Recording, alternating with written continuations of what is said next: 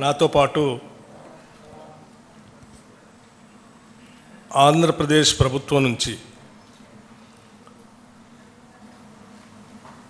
మంత్రులుగా ఉన్నటువంటి మిత్రులు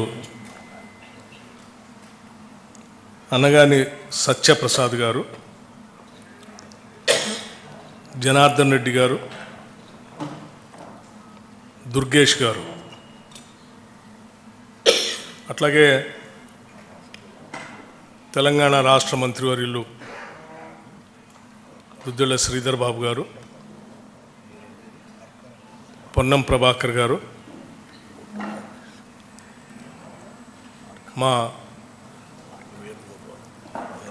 ప్రోటోకాల్ చైర్మన్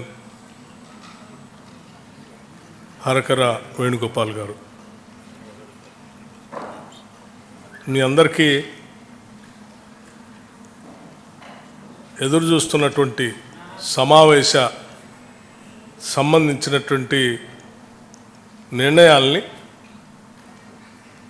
ఉమ్మడిగా తెలియజేయటం కోసమే నేరుగా ఈరోజు ఇప్పుడు మీ ముందు కూర్చున్నాం. ఆంధ్రప్రదేశ్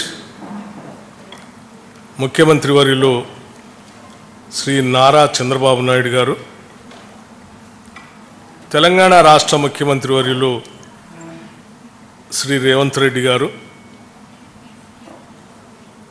ఇరు రాష్ట్రాలకు సంబంధించిన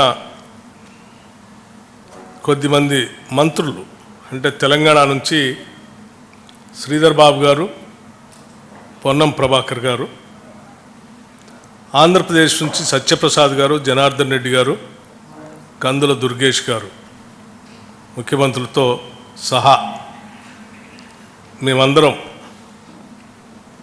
ఈ సమావేశంలో లోతుగా చర్చించి అనేక అంశాలపైన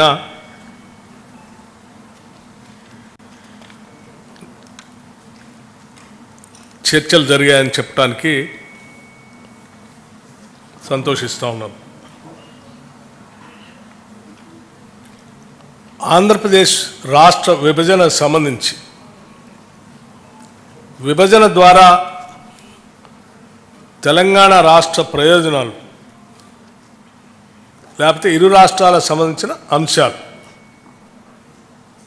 గత 10 సంవత్సరాలుగా పరిష్కారానికి నోచుకోనేటటువంటి కొన్ని అంశాలు, వీటన్నిటిపైన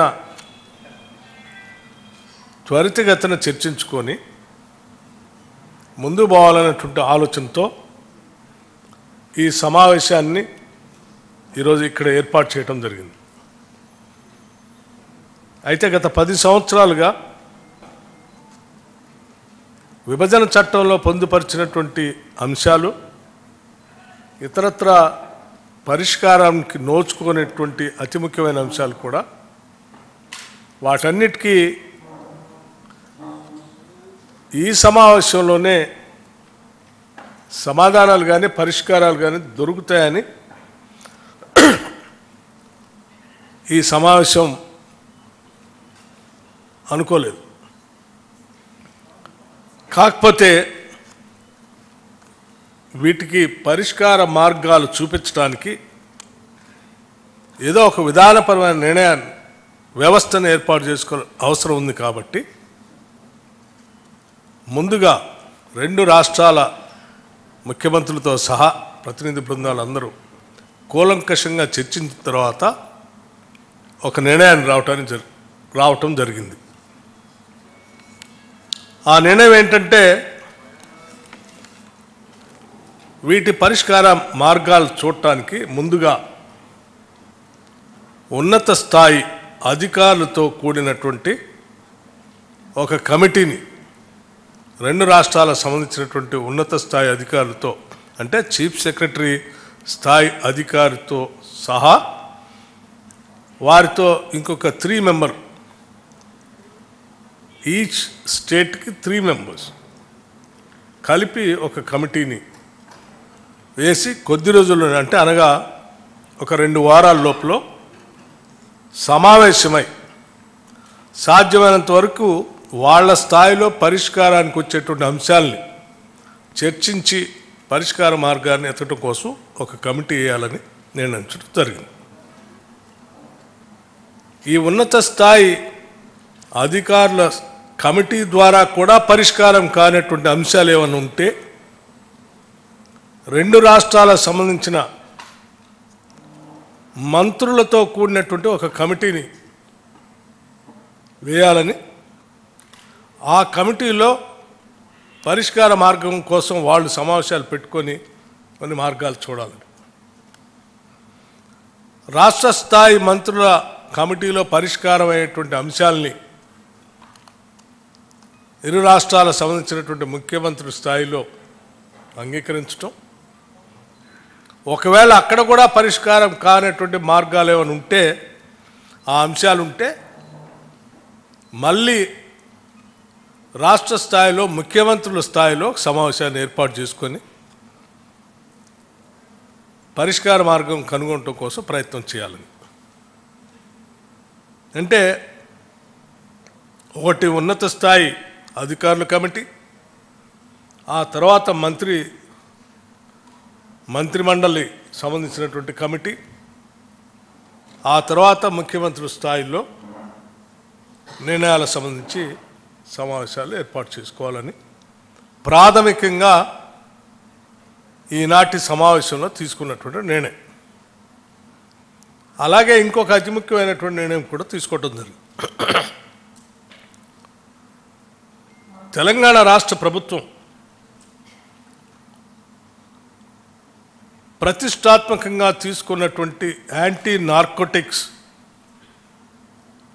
అంటే డ్రగ్ ఫ్రీ రాష్ట్రంగా ఈ రాష్ట్రాన్ని తీర్చిదిద్దటం కోసం ఒక ప్రత్యేకమైనటువంటి డ్రైవ్ని తీసుకుంది. అడిషనల్ డీజీ స్థాయి అధికారిని నియమించి ఒక పెద్ద వ్యవస్థను ఏర్పాటు చేసి డ్రగ్స్ వ్యతిరేకంగా కఠినమైన నిర్ణయాలు తీసుకునేటట్టుగా ఒక కార్యాచరణ ప్రణాళిక తీసుకొని ముందుకు పోతా ఉన్నాం. దాంతోపాటు సైబర్ క్రైమ్స్ సంబంధించి కూడా సామాన్య ప్రజలు చాలా ఇబ్బంది పడుతూ ఉన్నారు. ఈ సైబర్ క్రైమ్స్ నుంచి కూడా, ఈ డ్రగ్స్ నుంచి కూడా రాష్ట్రాన్ని కాపాడాలనే ఉద్దేశంతో ముందుకు తీసుకొని పోతున్నటువంటి ఈ ప్రక్రియలో రెండు రాష్ట్రాలు కూడా కలిసి ఒక కోఆర్డినేషన్ కమిటీ ద్వారా చేయగలిగితే ఇంకా పకడ్బందీగా వీటిని నియంత్రించడానికి అవకాశం ఉంటుంది. కాబట్టి అంటే రవాణా అనేది దొరుకుతున్నటువంటి డ్రగ్స్ రకరకాల బార్డర్స్ నుంచి వస్తూ ఉన్నాయి. కాబట్టి వీటిని నియంత్రించడానికి అడిషనల్ డీజీ స్థాయిలో యాంటీ నార్కోటిక్స్ బ్యూరో స్థాయిలో ఎవరినైతే చీఫ్గా మనం నియమించామో ఆ అధికారి స్థాయిలో ఇక్కడి నుంచి అదే స్థాయిలో ఉన్నటువంటి ఆ రాష్ట్రం నుంచి ఉన్న అధికారితో ఇద్దరు కోఆర్డినేషన్తో ఈ అంశాలపైన పెద్ద ఎత్తున యుద్ధం చేసి ఈ ప్రమాదం నుంచి, మహమ్మారి నుంచి రెండు రాష్ట్రాలని కాపాడుకోవటం కోసం ముందుకు పోవాలని ఒక విధానపరమైన నిర్ణయం కూడా చేయటం జరిగింది. ఇవి ఈనాటి సమావేశానికి సంబంధించిన ముఖ్యమైన నిర్ణయాలు. వీటన్నిటిని మీ ద్వారా రాష్ట్ర ప్రజలందరికీ కూడా తెలియజేస్తున్నాను. Thank you.